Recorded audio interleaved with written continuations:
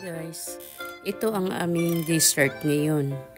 At maraming mga restaurant dito sa Japan ang nagdi-deliver ay ang service robot.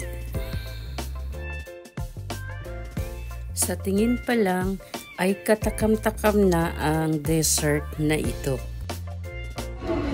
Ang pangalan ng cake na ito guys ay cheese nut melly fuel. Ang hirap naman ang pangalan nito. Nakakatuwa yung style niya, pang yayamanin, pero ito ay 650 yen lang dito sa Japan. Siguro sa Pilipinas 250 pesos, parang ganun siguro. Ngayon, tikman ko na kung ano ang lasa ng cheese nuts na ito na napakahirap ng pangalan. At siguro, masarap. Ha?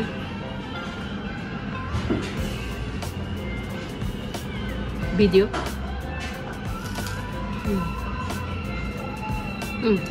Cracker.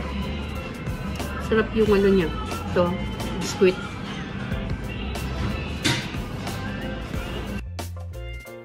Ay, ang sarap nga talaga.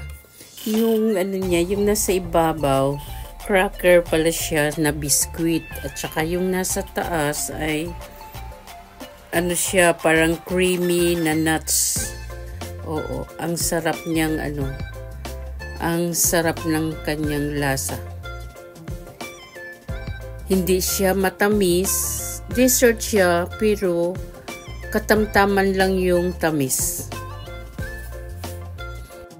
Nasarapan din si Darling. Hello guys, isasama ko sa video na ito ang isang chocolate sweet. Ito ay chocolate puppy or parfait. Ito ay mayroong mga toppings na crispy chocolate sauce at saka chocolate cake at saka whipped cream.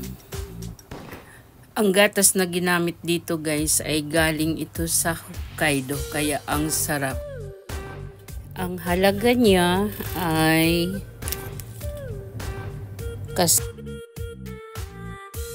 549 yen. Kung sa piso, 211 and 64 centavo. Dito kami kumain sa Yumiang Restaurant.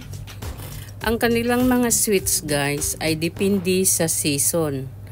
Kaya masarap kahit nakailang bisis ka na bumabalik, ay iba na naman ang matitikman mo na mga dessert. Ay guys, hindi ako nag-promote ng restaurant dito